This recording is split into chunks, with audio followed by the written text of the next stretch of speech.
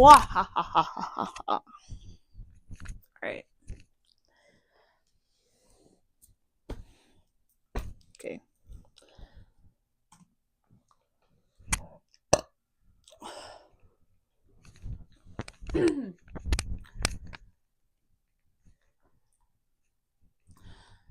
Okay, so I believe in beauty, but not the kind that you think. So this isn't about appearances or surface level definition of beauty. I'm talking about that real, true beauty of the soul and the mind and the spirit that illuminates from the inside of people, not, or the inside of anything, not what it looks like on the outside.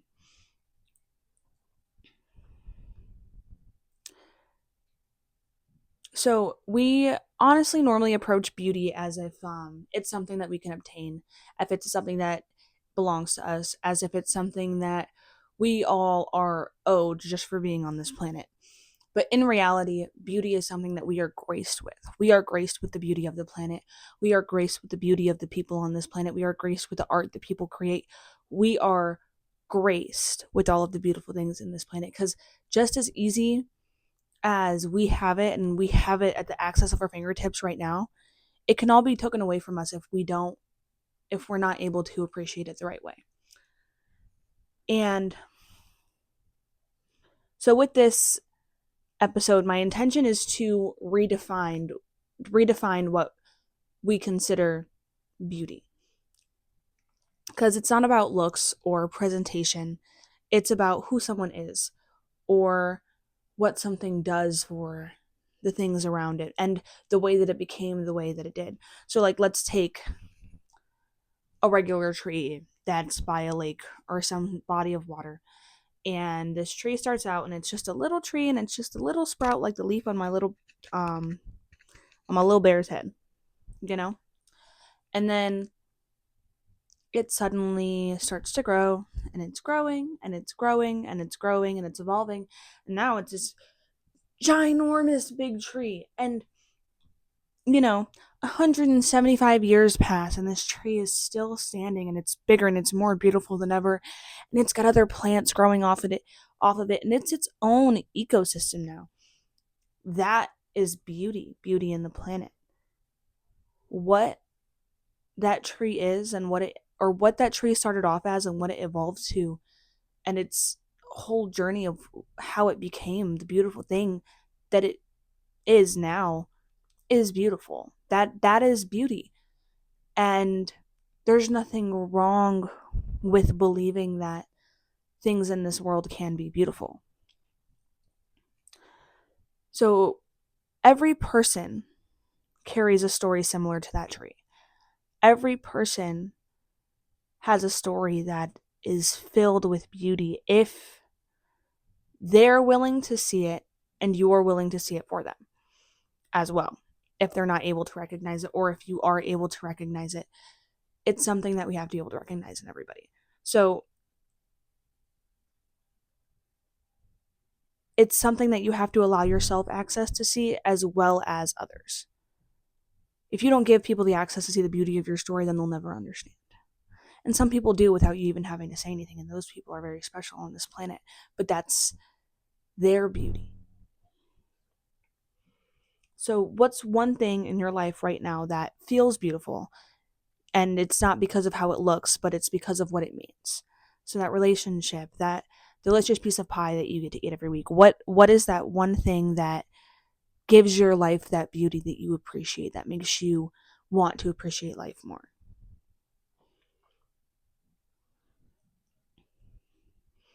Beauty in this world is natural. It grows in the grass and in the flowers blooming, and it is a perfect example. The earth is a perfect example of how we treat our people. So everyone obviously knows what a dandelion is. We all pick them out of the ground. We don't want them in our yards. And like, they're weeds. We call them weeds. They're no good for our yards, and they're not supposed to be there. But what, like, they're not, like, dandelions in your yard mean that you have a dirty yard. When in reality, dandelions in your yard mean you have a healthy yard.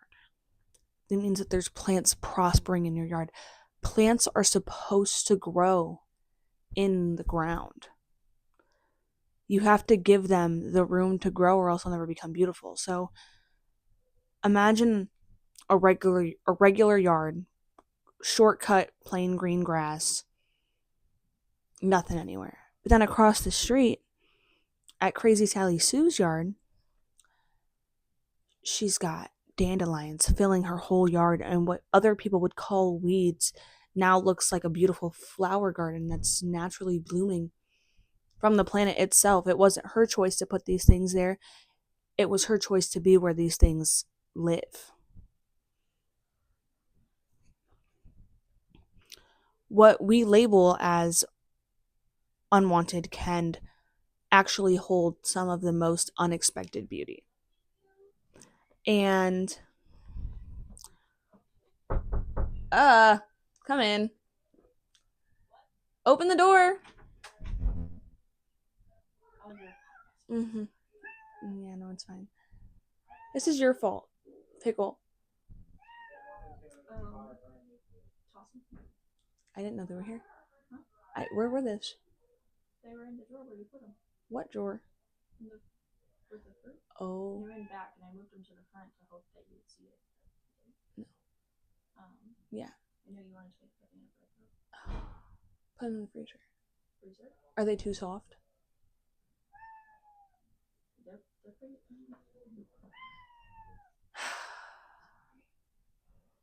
So sorry. They're pretty soft. Like, is it gonna break if you put it in the freezer? Okay, put it in the freezer and I'll make some tomorrow.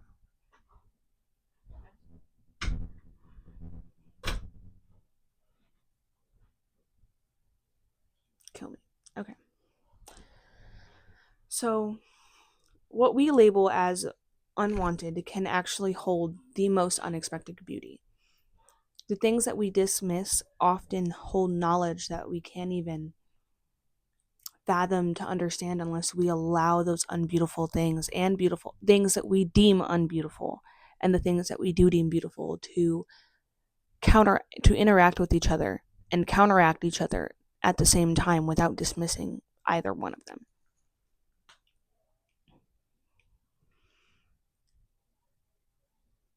So take a second and just think about what dandelions in your life that you've been cutting down instead of admiring.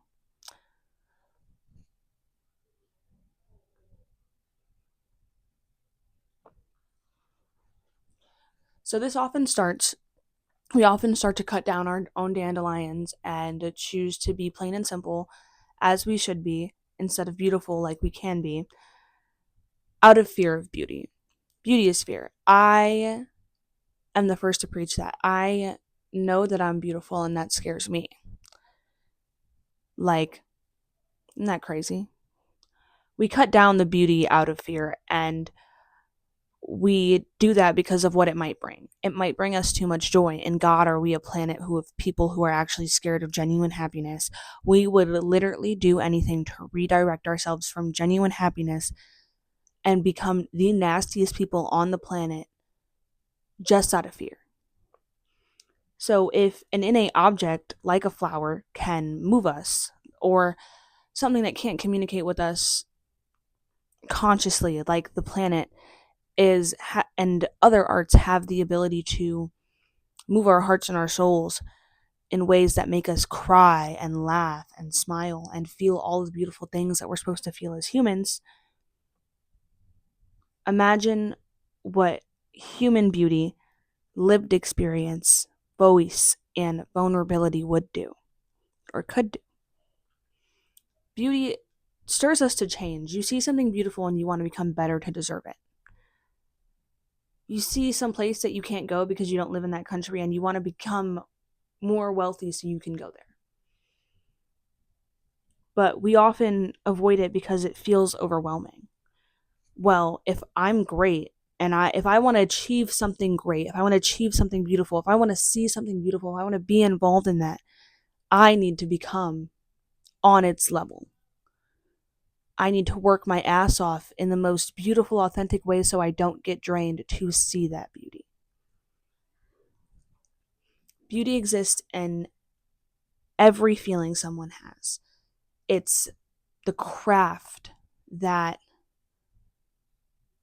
people create. It's their story in that moment of life. Hi, Pickle.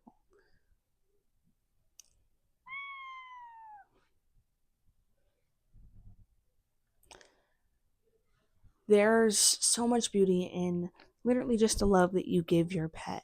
There's beauty in the way that you treat your house. There's beauty in the fact that you named your car.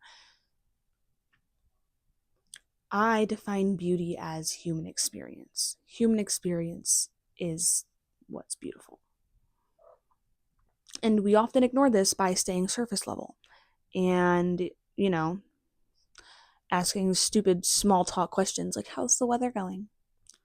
Instead of genuinely not being scared to want to make somebody get out of their shell. And if someone doesn't want to talk to you, they'll make that very clear to you. And it's your responsibility to be able to handle the response that they give you, because you asked that question knowing that you were possibly going to trigger somebody. You knew. So asking the right questions reveals someone's beauty in just moments. And sometimes it reveals what's ugly too. But for the most part, when you ask the right questions, you can see that even the nastiest of people became nasty because of the lack of seeing the beauty in their life before and now have to re-find it. And so, like, when was the last time you truly asked someone their story? You know? Like, when was the last time you truly tried to get to know somebody?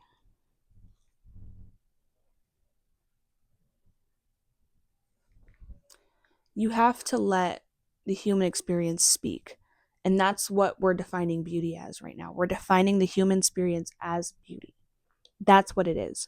And anytime you see a human living their most authentic life, that is a form of beauty, whether it's something you agree with or not. True beauty has a voice, and it shows up when we allow people to express themselves fully. The tragedy is we silence beauty by refusing it to see beyond its experience. We refuse to let it flourish as it should and as it can. We condense it down to what it is on the surface level, which is just beautiful.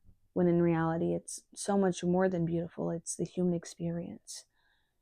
And it's not just the outside, it's everything going on the inside, or everything that made it become what it is now.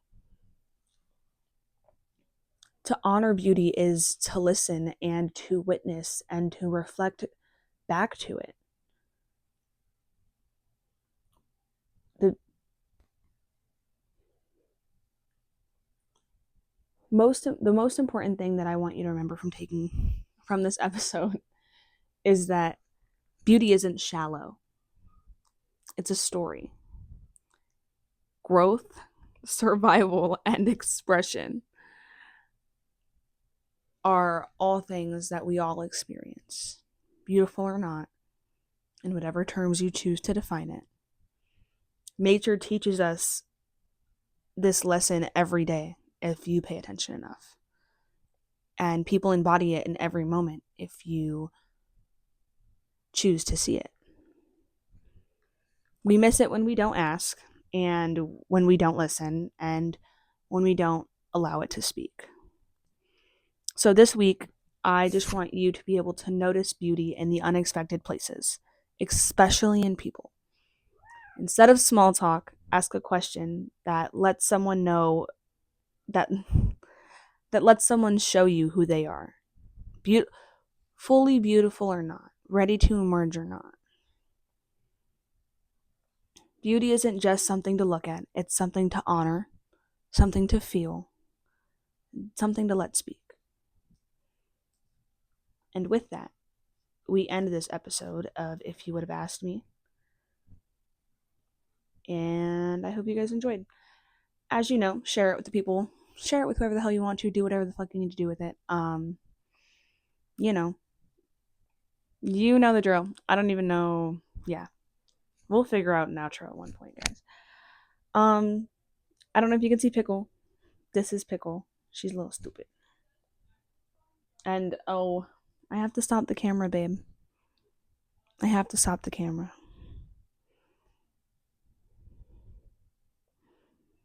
Pickle.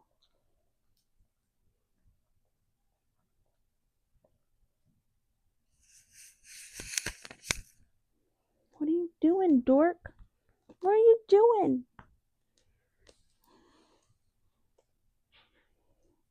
I